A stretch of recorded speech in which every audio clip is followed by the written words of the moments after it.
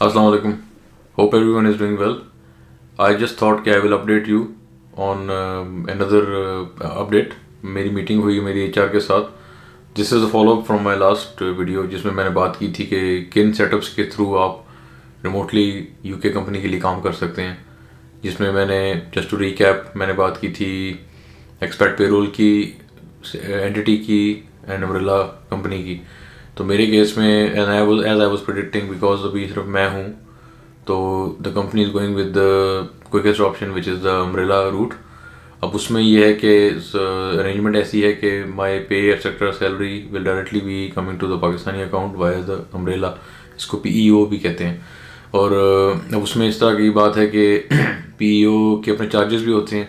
सो interestingly इस particular case में they are actually costing the company 25% of my salary, so which is actually pretty expensive I would think. मैंने जो research की थी वो 5 to 10% तक होता है. आई थिंक इस केस में क्या हो रहा है कि they are going through like a big company जिसकी मे भी लोकल प्रेजेंस पाकिस्तान में उस तरह नहीं है, लोकल नॉलेज वगैरह भी होता है, बट नेवरदलेस वो उनका हेडेक है, तो they are fine with that.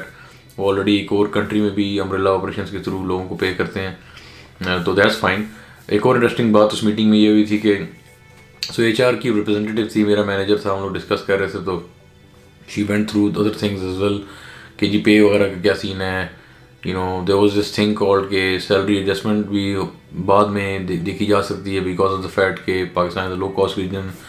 तो ज़ाहिर है उस पर बात चल रही है हमारी कि होगी या नहीं होगी, कितनी होगी, क्यों होगी, वो और बात है. लेकिन टेक अवे ये था कि HR treats Pakistan like India, Nepal, third world countries as low cost operation regions. तो they will come with the view कि आप अगर लो कॉस्ट रीजन में जा रहे हो तो आपकी सैलरी भी एडजस्ट करनी चाहिए हमें. ठीक है, ये एचआर का व्यू है. मेरे केस में और इस पर भी डिपेंड करता है कि आपका पर्सनल रिलेशनशिप कैसा है आपके मैनेजर के साथ, आप कंपनी के लिए किस कैपेसिटी में काम कर रहे हो, कितने इंपॉर्टेंट हो, यू नो आपके पास लीवरेज कितना है. तो उसके बाद मैंने अपने मैनेजर से 1-on-1 भी डिस्कस किया, तो उसने मुझे थोड़ी एश्योरेंस दी कि नहीं, ये एचआर वाले अपना पर्सपेक्टिव दे रहे थे, ऐसा ज़रूरी नहीं है कि हो. टिपिकली एचआर वाले एक चीज़ होती है जैसे कहते हैं पीटीएम, पे टू मार्केट रेशो. तो वो होता है कि how much are you being paid according to your rank in the market. So let's say एक मार्केट है जहाँ पे एक बंदा मैनेजर है, उसकी पे लेट्स से एक्स अमाउंट है, लेकिन उसको 90% ऑफ द पे मिल रही है. तो दैट मीन्स उसका पेटीएम 0.9 होगा. तो क्योंकि यू नो उसको एक्स मिलना चाहिए लेकिन उसको कम मिल रहा है उससे, तो इस केस में एचआर उसको 1 के करीब ही आएगी. सिमिलरली अगर आप एक मार्केट में हो यहाँ पे आपका एक्स है amount, but you are being paid 1.1x या 1.2x, तो आपको ज़्यादा मिल रहा है, तो उसमें भी एचआर ट्राई करेगी आपको 1 के आसपास रखा जाए फॉर फेयरनेस या फॉर देयर ओन बेनिफिट. लेकिन ऐसा नहीं है कि लकीर खिंच जाती है. देर आर केसेस कि अगर आप कंपनी की इंपॉर्टेंट हो तो ऑब्वियसली दे वुड देन से कि इट्स फाइन यार, ये बंदा बड़े से काम कर रहा है हमारे लिए, हमारे पास बजट है, दिन के पास बजट है और डिसीजन मेकर्स जो हैं आपके साथ ऑन बोर्ड हैं, तो दे विल बी फाइन. तो so in other words you might be able to continue with your existing salary. और अगर एडजस्ट की भी तो ये नहीं है कि वो बिल्कुल आपको no under the water. They were saying कि higher end of the market वहाँ पे जो है उसकी हायर एंड पे आपको पे कर सकते हैं. So that's one thing. लेकिन personally speaking 25% was quite a bit. मैंने ये भी ऑफर इनको की कि वहाँ जाके अगर यू नो मैं अपनी एक एंटिटी सेट कर लूँ, क्योंकि होता ही है कि unless it is an expat payroll, आप किसी और रूट से जाओ ना तो आप काइंड ऑफ री एम्प्लॉय होते हो अपनी कंपनी के साथ. तो आपका जो एग्जिस्टिंग कॉन्ट्रैक्ट है यूके में वो ख़त्म होगा, आपको P45 मिलेगा, आपको P85 मिलेगा. अब ये दो फॉर्म्स कौन से हैं? P45 फॉर्म होता है जब आपकी एम्प्लॉयमेंट ख़त्म होती है. P85 फॉर्म वो है जो आपने फिल करना होता है HMRC को बताने के लिए कि मैं कंट्री छोड़ के जा रहा हूँ. उस फॉर्म में इस तरह के सवाल होते हैं कि आप कितने अरसे के लिए, कितना अर्सा आप बाहर रहेंगे, पिछले 3 साल आप यूके में थे, अगले 3 साल आप यूके में कितना अर्सा स्पेंड करेंगे, इस तरह की बातें. तो इन अदर वर्ड्स वो इस तरह का फॉर्म होता है कि आप फिल करते हो when you are living the country. तो P45 जो है वो आपको तब मिलता है जब आपकी एक्चुअली कंपनी चेंज होती है. तो इस केस में तो आप वर्चुअली हो इस कंपनी के साथ ही, लेकिन I am just trying to stress कि it's a change of employment contract जब आप पीईओ के थ्रू या अम्ब्रेला के थ्रू दोबारा ज्वाइन करते हो कंपनी. तो मैंने अपनी कंपनी को ये ऑफ़र की थी कि अगर आपको ये 25% कॉस्ट है तो इसको रिड्यूस करने का, गिवन दैट एम्प्लॉयमेंट कॉन्ट्रैक्ट दोबारा से बन रहा है, तो इज़न्ट इट बेटर कि मैं वहाँ जाके अपनी कंपनी रजिस्टर कर लूँ और हम उसके साथ कॉन्ट्रैक्ट कर लें. लेकिन आई वाज देन टोल्ड कि बात ये है कि ये आप खाली अकेले नहीं हो, अम्ब्रेला में प्रेसिडेंट्स मौजूद है कंपनी में, और कंट्रीज़ में भी अम्ब्रेला ऑपरेट कर रही है for my current employer. And आपकी जो कॉस्ट है इट्स एक्चुअली लेस देन जो ओवरहेड है, वो बाकी कंट्रीज में अम्ब्रेला और ज़्यादा कॉस्ट करती है. So from that perspective I was like okay it's fine. और सैलरी पे डिस्कशन होगी बाद में कि ये साल बाद या जब भी ये रिव्यू करेंगे इसको, तो क्या will it continue, will it be adjusted, या इसका क्या सीन है. दूसरा, अब अगर टैक्स की बात करते हैं तो थोड़ा सा पाकिस्तान और यूके का टैक्स सिस्टम भी डिस्कस कर लेते हैं. उसमें यह है कि यूके में आपके पास है 3 ब्रैकेट्स होती हैं, 20% ब्रैकेट, 40% ब्रैकेट एंड 45% ब्रैकेट. तो इफेक्ट सीन ये है कि पहले 12,500 यूके में जो आप अर्न करते हो दैट इज़ टैक्स फ्री, उस पर आपको कोई टैक्स नहीं देना पड़ता. उसके बाद from that point until 50,000 pounds आपको जो एक्स्ट्रा है फ्रॉम 12,800 टू 50,000 पाउंड्स, इस पे आपको 20% टैक्स चार्ज होता है. और 50,000 एंड बियॉन्ड, 50,000 टू 150,000 पाउंड्स पे 40% ब्रैकेट में आप आ जाते हो.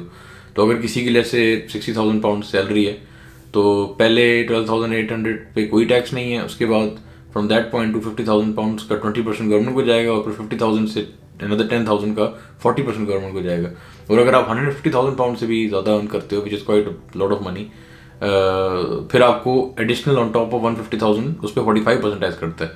लेकिन ये 3 ब्रैकेट्स हैं यहाँ की, इंग्लैंड की, ठीक है. पाकिस्तान में अब क्या है कि पाकिस्तान में ब्रैकेट्स बहुत हैं, उनको टैक्स स्लैब्स कहते हैं. उधर I see if I can get the link, PwC Price Waterhouse के ऊपर जो कंपनी अकाउंटेंट्स की, उन्होंने उनकी वेबसाइट पे पाकिस्तान टैक्स स्लैब अगर आप सर्च करें या गूगल करें, वो पहला सर्च वही आता है. उस पर आप देखेंगे कि उस पर ये सही सिस्टम है इफेक्टिवली, लेकिन ब्रैकेट्स बहुत हैं. उधर लाइक स्टार्ट होता है बहुत कम से 5%, 10% करते करते अप टू 35% जाता है. तो लेकिन अगर आप एक्यूमुलेट करो तो ऑलमोस्ट टैक्स वहाँ पे ब्रैकेट ज़्यादा हैं लेकिन ओवरऑल टैक्स थोड़ा कम है हर ब्रैकेट का. इधर ब्रैकेट्स कम है लेकिन टैक्स मोटा है. लेकिन अगर आप अपनी सैलरी लेके कैलकुलेट करो तो मोर और लेस अगर आप हायर अर्नर हो तो आपको वो सिमिलर पड़ेगा टैक्स पार्ट. यूके में और एक और चीज़ भी होती है which is national insurance contributions. वो होता है आपकी जो रिटायरमेंट है, स्टेट पेंशन, उसकी तरफ आप कंट्रीब्यूट कर रहे होते हो, तो वो भी एक होता है चंक काफ़ी सिग्निफिकेंट. तो ये दोनों चीज़ें मिला के ना हम तो उसको टैक्स ही ट्रीट करते हैं क्योंकि पॉकेट में नहीं आता, ये कट जाता है पहले ही. पाकिस्तान में वो नहीं है, NIC नहीं है, क्योंकि आपकी रिटायरमेंट की तरफ आपने ऐसा वहाँ पे कोई उसका सिस्टम इज़ डिफरेंट देयर. तो ये है एक डिफरेंस है टैक्सेस का. और उधर आएगी तो PKR में आएगी, टैक्स कट के आएगी, तो फ़ायदा ये होता है पाकिस्तान में अगर आप टैक्स कट रहे हैं आपको, तो आप टैक्स फाइलर हो, आपको पता है वहाँ पे कार वगैरह लेने में, प्लॉट वगैरह लेने, बाकी चीज़ों में भी ना गवर्नमेंट इंकरेज करिए you should be a tax filer, because honestly speaking tax is important. वहाँ पे कंट्री, यहाँ पे इतना टैक्स है तो फिर ये लोगों की हेल्प भी करते हैं. पाकिस्तान में गवर्नमेंट टैक्स कलेक्ट कर नहीं पाती और वहाँ पे एक बस चल रहा है सिस्टम ना. हमारी कंट्री तो आपको पता ही है प्रॉक्सी स्टेट एक तरह की, उधर ह्यूमन डेवलपमेंट एज सच उस तरह नहीं होती. यहाँ पे लोग अपनी बलबूते पे सब कुछ कर रहे हैं, या तो लोग बिजनेस कर रहे हैं या फ्रीलांसिंग कर रहे हैं. कंपनीज भी, जब तो आई थिंक अब तो पुराना ट्रेंड हो गया कि वहाँ पे जी कंपनीज मल्टीनेशनल आई है, वो सेट हुई हुई है, तो आप जाके ना सिर्फ वहाँ पे आप जॉब स्टार्ट कर देते हैं. अब ज़्यादातर लोग सेल्फ सफिशिएंसी की तरफ आ रहे हैं which is a good thing. इससे इनोवेशन भी बढ़ती है, क्रिएटिविटी भी बढ़ती है. तो लेकिन आई थिंक लॉन्ग टर्म में इट माइट बी कि पाकिस्तान उस चीज़ में आगे निकल जाए. ये फ्रीलांसिंग टाइप जो नहीं है, on my own I will do entrepreneurship कह लो आप, या सोल ट्रेडर्स कह लो, लेकिन इंटरनेशनल लेवल. तो ये है. हाँ, मैं आई थॉट कि आपको मैं अपडेट करूँ कि ये बात याद रखिएगा कि पाकिस्तान की जो डायनेमिक्स हैं उसके against HR will come, definitely come from this view कि आपकी सैलरी भी एडजस्ट करनी पड़ेगी. और वो आपके रिलेशनशिप पर डिपेंड करता है, आपके और आपके मैनेजर के, और आप जिस कैपेसिटी में काम कर रहे हो कि आपकी निगोशिएटिंग पावर कितनी है, और उसमें आप क्या कर सकते हो. बिकॉज ऑब्वियसली देखिए, ये जो मूव है ये मूव इंपॉर्टेंट है, लेकिन टू मेक इट लास्ट अभी it is linked with this current employer, right. Ultimately you would have to go independent.